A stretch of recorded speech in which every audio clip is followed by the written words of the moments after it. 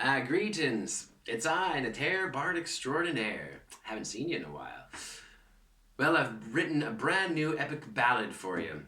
It's all about a lad who falls in love with the witch, but the witch doesn't love him back. So he discovers that she's created a love potion, and he sets out to use her very own love potion on her. It turns out rather tragically for the lad.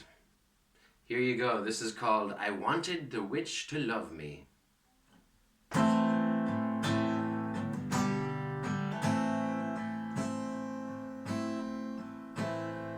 I am a Leinsterman farmer's son, not much money have I. I learned to play a few tunes on the lute from mother before of the plague she died. There lived a witch down the lane from our farm, she more a maiden than crone. Her parents died in the plague as well, so there she dwelt alone.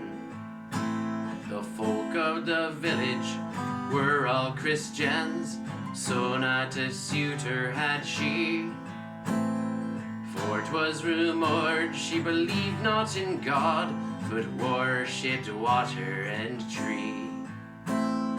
Every Sunday I went to church, as Father commanded me to do. But the witch was the apple of my eye, the maid who held my heart true.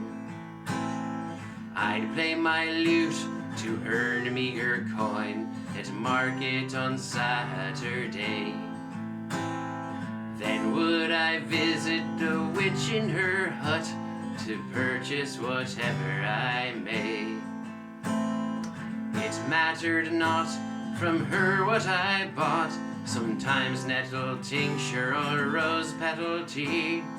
I only desired a reason for with her to speak and to see. Compared to my age, she was a bit older. Compared to other women, she was a bit colder. I had no thoughts on how I could woo her. She was independent and wanted no suitor. I tried to charm her with speech and with song, but her resolution to stay alone was strong. Then one day amidst her oils and lotions, buried in a basket, I found a love potion. And I got a love potion from the witch down the lane, for I wanted the witch to love me. The villagers viewed her with Christian disdain. Their simple minds were not free. I wanted her to swim with me, like rose petals in tea. Together we dance and be free, like wind in a moonlit tree, like wind in a moonlit tree.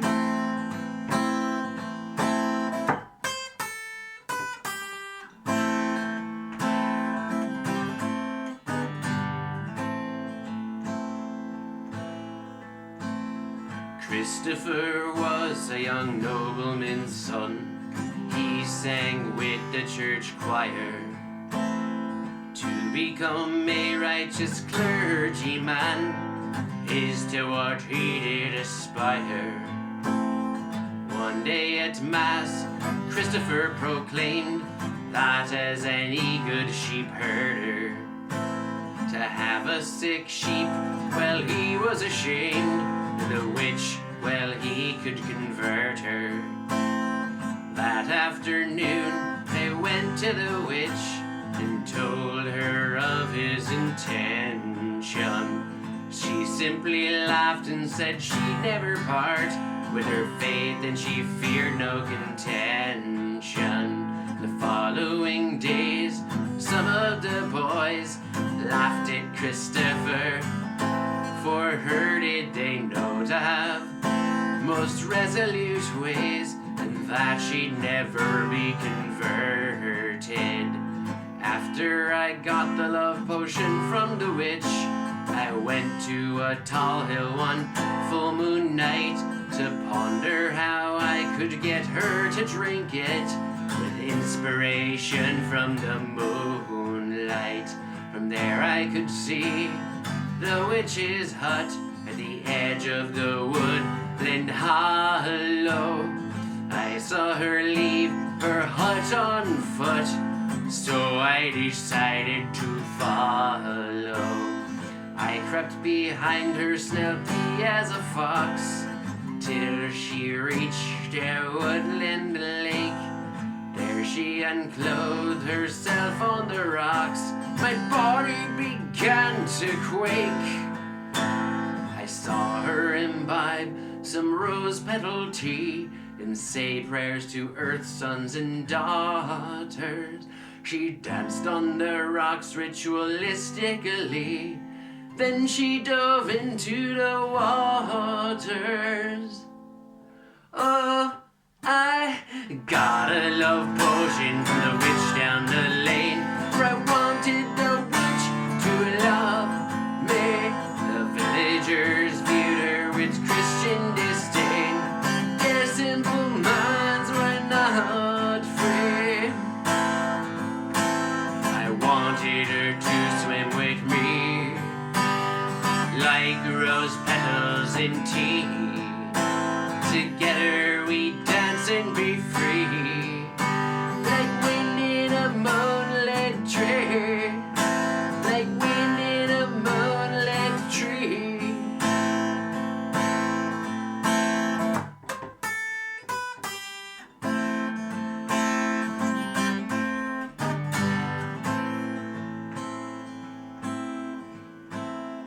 I then decided to sneak away, shamed by the choice that I'd made to follow her, when something did stir in shrubbery nearby the glade. I crept up and there Christopher I found, watching the witch with the devilish face. He stood there bobbing, his trousers pulled down, his hands in an unchristian place. I almost laughed, but managed to not, and crept away silently. Well, that was a night that would not be forgot, and I continued to plot to mix potion with tea. The very next day I went to the witch and brought a goat from our farm. He went to nibbling on her garden patch, raising her into alarm. She came dashing out to shoo him away, and with this clever distraction I tiptoed through the back door of her hut and put my plan into action. The love potion red as the rose petal tea, the fluids seamlessly blended. Then I went back to witch and to goat, apologized and amended. I offered to chop wood for her all day after the goat was tied. She glared at me, thrust an axe in my hand, then she stormed back inside. Oh, I got a love potion from the witch down the lane, for I wanted the witch to love me. The villagers viewed her with Christian disdain. Their simple minds were not free. I wanted her to swim with me, like rose petals in tea. Together we dance and be free, like wind in a moonlit tree, like wind in a moonlit tree.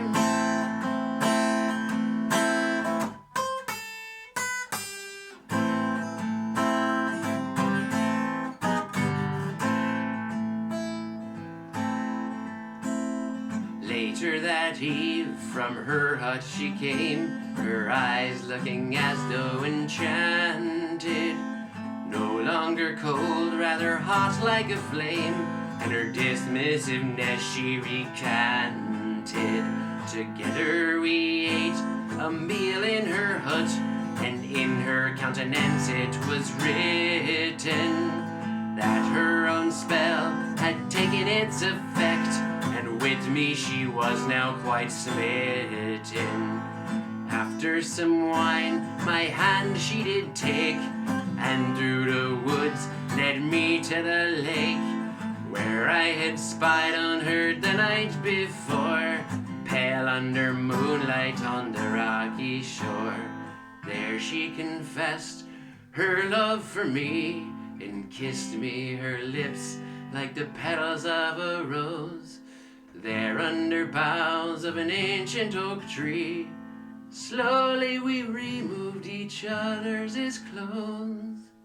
There we did swim in the lake as we smiled, and to the shore she led me, and rode upon me in the moonlit soil like bubbles boiling for tea. Caught in the throes I forgot that the night before I was not the only one here, and noticed not behind the shrubs at us a nobleman's son did peer.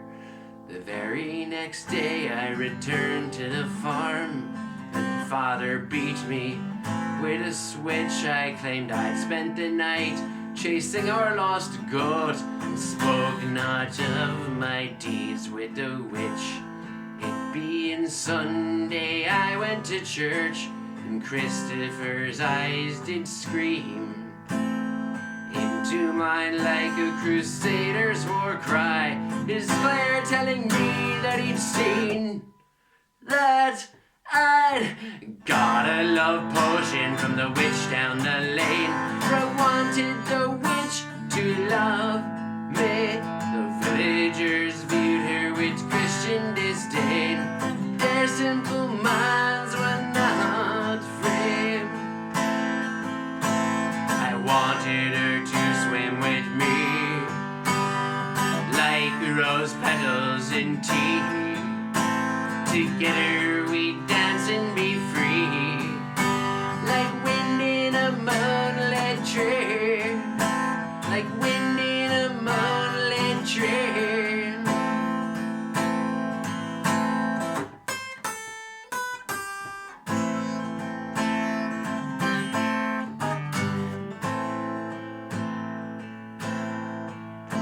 So strong in effect did her potion take, that ere a fortnight had passed, after meeting each night in the wood by the lake, together we joined in hand fast. I kept it a secret that Christopher knew, for neither he nor I could tell of what we had witnessed each other do, for if one of us was punished the other would be as well. Over the course of the next couple weeks, some of the villagers with fever burned, some of them died, and in a fate bleak it appeared that the plague had returned. Rumors began to spread that the witch had caused the plague, and that she, being pagan, must immediately be destroyed, so we decided to flee. With my stout loot and a bag of food packed, I bade my father goodbye as he slept. Looking at him, I brushed a tear back. From our farmhouse I crept. I went down the lane to the hut of the witch, and I saw light of torches.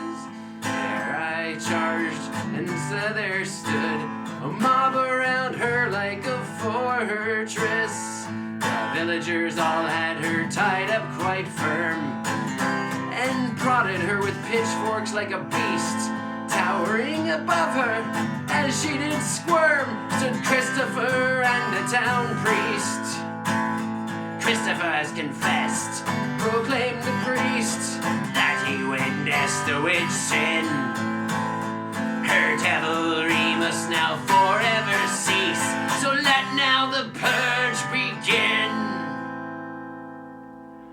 Oh, I got a love potion from the witch down the lane, for I wanted the witch to love me. The villagers viewed her with Christian disdain. Their simple minds were not free. I wanted her to swim with me, like rose petals in tea. Together we dance and be free, like wind in a moonlit tree, like wind in a moonlit tree.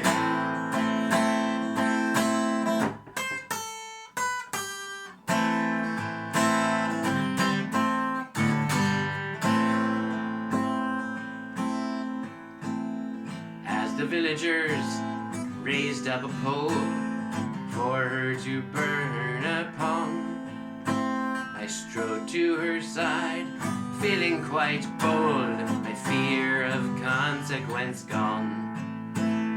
I told them what the witch had once told me, that the plague was caused by no feats of magic nor curses, rather the villagers' excrements that they threw into the streets. Furthermore, I explained my whole tale, sparing myself little grace of Christopher in the moonlight so pale, his hands in an unchristian place, knowing that he would tell her head told of my forbidden love with the witch. I confessed everything I'd done in full, and begged for my place with hers to be switched. My heart did break as the witches betrayed, eyes burned into mine as they screamed, as I told of the trick I'd pulled on her by using her own potion, it seemed. I pled with the priest for my place to be switched, for she'd committed no sin, and to forgive me or take mine at least, if a life must be taken. As my flesh burned, the last thing I did see was the witch right there screaming, burning at the stake right beside me, and Christopher goatish and gleaming. Our ashes flew into the sky, as to God gifts of rose petals a song. The wind carried my agonized shameful cry, and I died knowing all I'd done wrong. And I died knowing all I'd done wrong. That I'd got a love potion from the witch down the lane, for I wanted the witch to love me. The villagers viewed her with Christian disdain. Their simple minds were not free. I wanted her to swim with me, like rose petals in tea. Together we dance and be free, like wind in a moonlit tree, like wind in a moonlit tree, like wind in a moonlit tree, like wind in a moonlit tree.